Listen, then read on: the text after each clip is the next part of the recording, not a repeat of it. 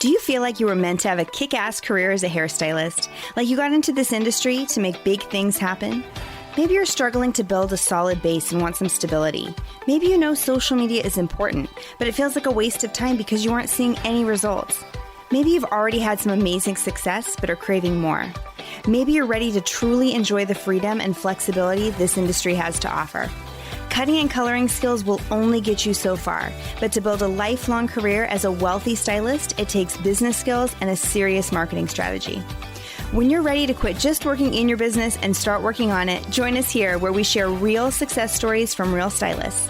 I'm Britt Seva, social media and marketing strategist just for hairstylists, and this is the Thriving Stylist Podcast. What is up, and welcome back to the Thriving Stylist Podcast. I'm your host, Britt Seva, and I want to talk about how to create a brand message for your Instagram page. I don't think we've ever talked about this on the podcast before, and it's so critical and so important. And I think especially as we head into this really next season of social media, it's never been more critical. So for so long, Instagram was kind of just I've heard people say oh, it's like an online portfolio. It's a place to show your personality. I think, first of all, I've never loved either of those oversimplifications, but I get it.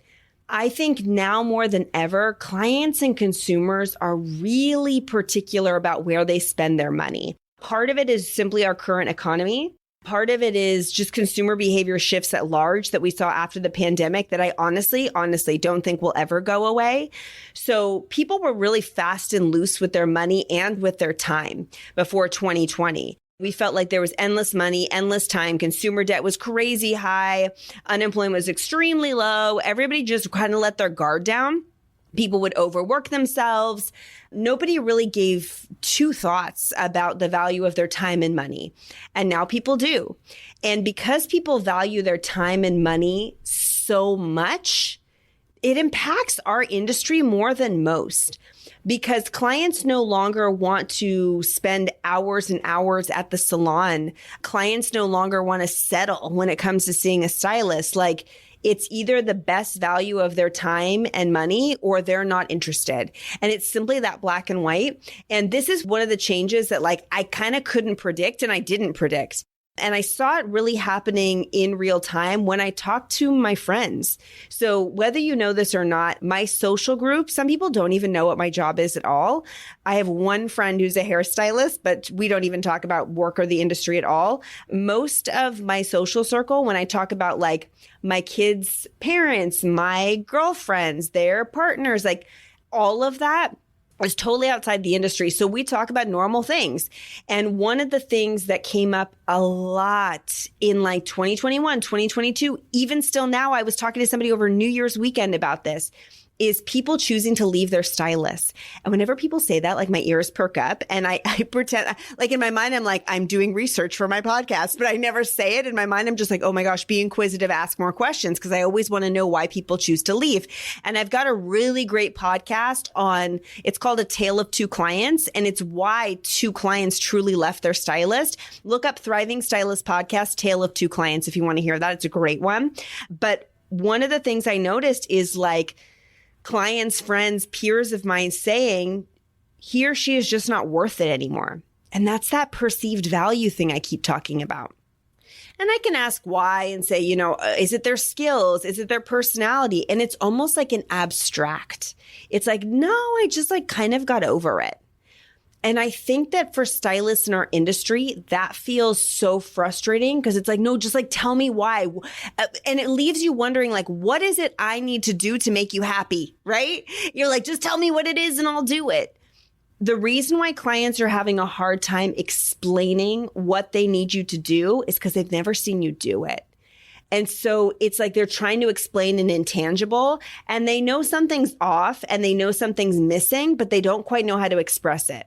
Well, over the next few weeks and months, I want to put into words what clients today are craving, because I think for them, it's they know what they want, but they're having a hard time expressing it. This is where I come in. I spend an exorbitant amount of my free time researching consumer behavior and I'm finding patterns in it. And one of the things I'm noticing is this importance of brand message. And so I'm going to talk about infusing it into your Instagram. But if you do an infusion of this everywhere, I mean, website, Google Business, Facebook, TikTok, Instagram, you name it. I mean, do this to the moon and back and you're going to have a winning strategy. So I'm going to talk about this through the lens of Instagram just to give it a focus. But the more you really double down on this, the more you'll retain, the faster you'll grow, all the things. So first of all, what the heck is brand message? Because I've said that several times and some of you were like, it's a slogan, it's a tagline, it's an Instagram handle. What is it? Okay, I want to give you some definitions. So HubSpot says brand messaging is the way your brand communicates its unique value. Listen, your unique value proposition and personality through its verbal and non-verbal messaging. Your messaging can inspire and motivate them, making them want to buy your product. It's how consumers have a relationship with your brand. Does anybody not think we're in the relationship industry? I think our industry is one of the most relationship based, if not the most. Like it is so deeply relationship based. Okay. So arguably brand messaging is more important to us than like literally any other. And yet for a lot of us, it's very obscure. Here's a secondary definition that was listed as well. Brand messaging refers to the definition of the tone of voice, the line of communication, and the main messages that a brand establishes when communicating with its audience. So it's not what you do, it's how you do it. And here's why I want to talk about Instagram is because for a lot of us, we're showing what we do. Oh, shoot. Did any of you just have like a mind blown moment? Like if I go to your Instagram, I am certain it shows me what you do. At least I hope so. That's like Instagram 101, like basics. This is Sally Stylist and this is the work she does, right? That's unfortunately not going to build and grow your business anymore. In 2016, 2017, 2018, 2019, that worked. Just show me what you do and I'll decide if I want it or not. Today's consumer is not making decisions that way. So now it's about what you do, why you do, who you are. Are you motivating me? Are you inspiring me? Are you moving me to take action? This is one of those things where I'm going to say you don't have to like it. You just have to understand this is the direction that consumers are going in. And if you want me to stop saying consumers and start saying clients, I'll say that too. That's fine. It's 6 of one, half dozen of the other. And if you think I'm talking about just new clients, I am talking about existing clients. Existing clients are evaluating their service providers now more than ever. Like for those of you who are like, I've got a pretty established clientele, I'm feeling fine. When I tell you clients are starting to gain a wandering eye, you might not believe me now. You'll believe me in 18 months. Clients are starting to get more particular about where they spend their time and their money. You might be good enough for now, but when those around you start to develop their brand messaging and start to look more appealing, it's going to start to be obvious to your clients that like, maybe the grass is greener over there. It looks like I get more for my money. It looks like it's a better use of my time. They're just going to make that decision. Okay. So when I look at your socials, most people are using the basic priorities. So basic Instagram priorities would be vulnerability, authenticity, and personality. So if you thought I was going to come on this podcast and talk about doing those things, I'm not. That's like basic 101. So definitely do those things because it shows who you are for sure. But let's do a couple of brand case studies. I want to ask some questions because I think this will make things kind of spark for you a little bit. So let's take a look at a brand like Nike. This is a very well-known brand. It's been around forever. I can remember it from when I was a kid. And when we look at their slogan, it's what? Just do it. And when I say Nike, you can probably picture the Nike swoosh in your head, right? That is a very well-developed brand. It's world-known. Everybody knows who they are and what they do. So my question to you is, what has made them a multi-billion-dollar brand? What do they do that a lot of others, Nike started as a shoe company. I understand they have apparel now as well, but they started off just sneakers. What is it that they did that other shoe companies did not do? Like there's hundreds, if not thousands of shoe companies out there. What did Nike do that allows them to have literally world domination? What was it that they pulled off? Really powerful brand messaging. So if I asked you, Who is Nike's target market? You might have no idea. So for a lot of us, we're like people who like shoes, people who like to be stylish. That's very, very vague. And some of you might be doing that with your clients too. Like, my target market is people who like highlights. My target market is people who like to be blonde. My target market is women. My target market is clients who like long hair. Nope. Too vague. Way too vague. So look this up. You can research it. Nike says we cater to athletes at all levels, from elite professionals to passionate enthusiasts. And I can't say it without laughing, because how many of you are like me, where you like roam the aisles of Target in your athleisure?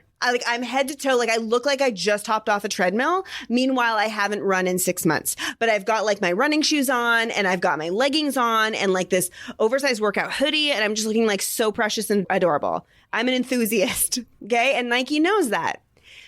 But Nike says catering to athletes at all levels. They're only working to target athletes, no matter what level you're at. ...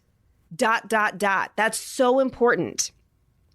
Our product range is meticulously designed to enhance athletic performance, making Nike the preferred choice for athletes worldwide. And that's not false.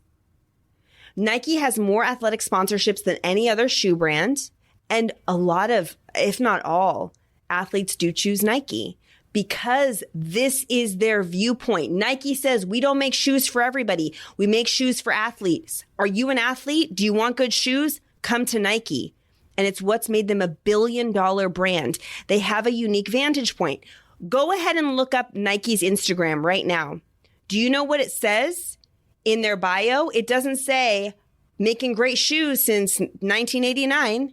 It says spotlighting athletes and athletes' stories. And when you look at their Instagram grid, it is videos and photos of professional athletes. That is their brand message. It is, do you want to play like Steph Curry? Buy these shoes. Do you want to be an Olympic runner? Buy these shoes. And you know what? People do it.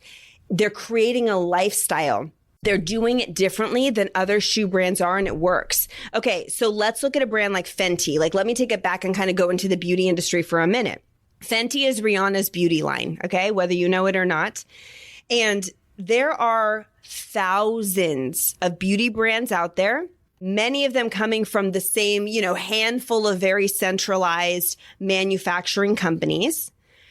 Rihanna created what was essentially like a celebrity makeup line. There's lots of celebrity makeup lines that completely flop, including, by the way, Kylie Cosmetics, which has taken a downturn.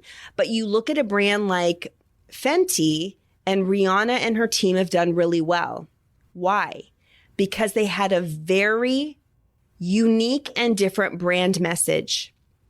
Their brand message from the start was centered around diverse beauty products that promote multiculturalism and inclusivity. There is not a beauty brand who has done that at scale before. So one of the things that Fenty said was, in the past, if people didn't come from an age-old Eurocentric ideal of beauty, they were not welcome.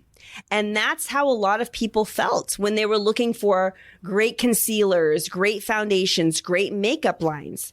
So Rihanna's quoted as saying, I created Fenty Beauty so that women everywhere could feel included. Inclusivity. You're welcome here. We see you. Nothing's wrong with you. I have something for you. You don't have to be frustrated anymore. That is Fenty's brand position. It was back then. It is still today. So she said, I want to create a line focused on a wide range of traditionally hard to match skin tones. I want to develop formulas that work for all skin types and pinpoint universal shades. The mission statement for Fenty today is, we exist so that people everywhere will be included. Inclusive, inclusive, inclusive. You're welcome here. This is the brand message all the way through. So what Fenty did that was unique is when they launched their foundation line, they had 40 shades. Now they have 50. Those shades were in diverse undertones, and they were developed to match real skin and all different skin types and textures. Now, when we hear that, we're like, yeah, but they're not the only ones. Well, they're not anymore. What happened was something that's called the Fenty effect, and it's been studied by brand market researchers for several years now. When Fenty came on the market, do you know the average amount of shades in a foundation line? The average. So some more, some less. 17. So when Fenty said we're going to do 40, there was very few foundation lines on the market that even had 30. And Fenty was like, no, we're going to go for it. We're going to do it different. So the reason why they called it the Fenty effect is because it was so deeply successful that now it's a brand norm. Like, it's normal. So you watched all these other long established beauty lines be like, dang it, Rihanna did the damn thing. And now we all have to rise to the occasion. She reset the market. And now when you go shop for foundation, most lines have like 30, 40, 50 colors because they needed to shift their market position to match Fenty's. That's the power of an effective brand message. Now, the irony is most of them still have not pulled off what she has. She did it with so much research and so much tact and so much authenticity. So just creating, anybody can create, you know what? Somebody can create 100 foundation shades in their line. It doesn't mean they'll be good. Hers are researched and they're well thought through. And that was the difference. She has a very well-defined brand message. One more example, LaCroix sparkling water. I used to talk about LaCroix a lot years and years ago when I taught branding. I haven't talked about them in a really long time, but LaCroix really stormed the market in the mid 2000 teens, like 2015, 2016. Do you know that LaCroix started in the 70s? LaCroix has been around for a really long time. So what made it popular in the last decade? Well, they brought in a branding consultant who created a brand message for them. And the brand message was called Live LaCroix. They decided to turn LaCroix into a lifestyle. So now when you look at LaCroix's branding, it's like, look how young and fun and cute we are. We're sitting in a pool sipping sparkling water. Aren't we adorable? Versus you can't look young and fun and cute sipping an Arrowhead water. It just doesn't work. LaCroix brought in the playful colors, the fun names, the fruits. And if you look at the pops of how they position everything, it's a unique brand message. It's, do you want to be fun? Do you want to be social? Do you want to have a non-alcoholic beverage that makes you feel like a good time? Live LaCroix. It's not just sparkling water's tasty, which is what some of you are doing on your Instagram. Brunettes are beautiful. Yeah, but more. Why should I choose you? You have to make it a lifestyle. And I'm not saying you make brunettes a lifestyle. We're going to talk about brand positioning in a second here. But LaCroix said we want to be an approachable water brand. You look at a Perrier, and that's when you go to a Ritz-Carlton or a Four Seasons. They're like, do you want still or sparkling? And then they open the Perrier at the table. LaCroix was like, F that. That's not who we're going to be. And guess what? Now LaCroix makes more money because they decided to lean into this Live LaCroix and reach a market that was different and position themselves as fun and playful and social. And it worked. So even as I'm saying this, I hope your wheels are turning about your brand a little bit, and I want to give you some tips to get started on this process. Now, before we do that, if you're listening to this podcast in real time, I have another little goodie for you. So I brought you a little goodie last week, and I've got a little goodie this week. So I have our Instagram brand messaging jumpstart guide. This is going to help you to audit your account, get clarity around what you want your clients to know about your business, jumpstart your brand, simply get wheels in motion. If you head to thrivingstylist.com/brand messaging jumpstart, you can get your hands on this free PDF right now. It's thrivingstylist.com/brand messaging jumpstart. Get yours. So step one in this process is to define your brand positioning. And it's yeah, that's nice. That's what I'm struggling with. But I feel like I've given you some ideas to really think about of what is your unique value proposition? What do you bring that nobody else does? And here are some things that generally don't work. I'm trustworthy. I'm a great listener. I'm really kind. I'm really caring. I'm very professional. I'm talented. I'm experienced. I'm educated. You and everybody else. What is your unique brand positioning? And part of this is X factors, which I coach to, and we'll bring some more coachings up around X factors and Zone of Genius and all that kind of stuff too. We coach that in Thriving Stylist, but I'll bring you some more of those as well. But like, what is it that you do that nobody else does? What is your unique value proposition? Number 2, we do a competitor analysis. So once we have found the thing where we're like, okay, I think this is the thing I do that's different. Look around. Is it really something you do that's different? And is it so different that it's like strange and nobody wants it? Or is it simply unique enough where it's like, dang, nobody's done that? Like going back to LaCroix, no one had made sparkling water like fun, youthful, and playful. Sparkling water was like old and for like retirees or people staying at, the Waldorf Hotel or something like that. They made sparkling water fun, right? Fenty made foundation accessible. Like, what are you bringing to the market that your competitors simply are not doing? Then we develop a unique brand voice. So this is the unique personality that your brand presents to the world. Here's the trick. It's got to run consistently through everything. So social, websites, if you're sending emails, pricing menu, verbiage. So consistency in that voice is critical. When I look at what goes on in your Instagram, it should mimic what happens in the salon. It should look like what your website looks like. It should mimic your pricing, like all the same.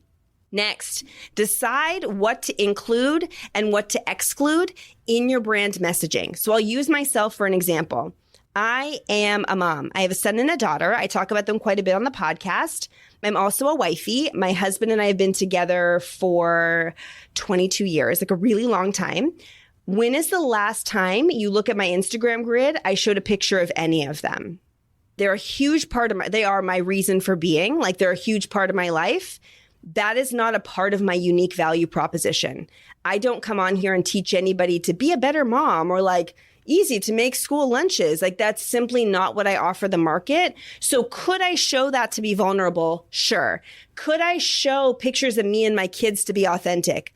Sure. But it has nothing to do with my brand message. So I don't do it. It doesn't mean I'm being unauthentic. It means when you have a brand message, you're showing the pieces that are actually the most critical to the consumers you're trying to attract. There's such a thing as overexposure. And sometimes we're like, be transparent. And you're like almost naked. You don't want to do that in your brand messaging. You want to show who you are, but the unique value proposition that your clients you're trying to attract actually want to be seeing. Okay. And then last, you create the brand infusion plan. So how will you use visuals to get all of this good work across? What messaging will you need to share?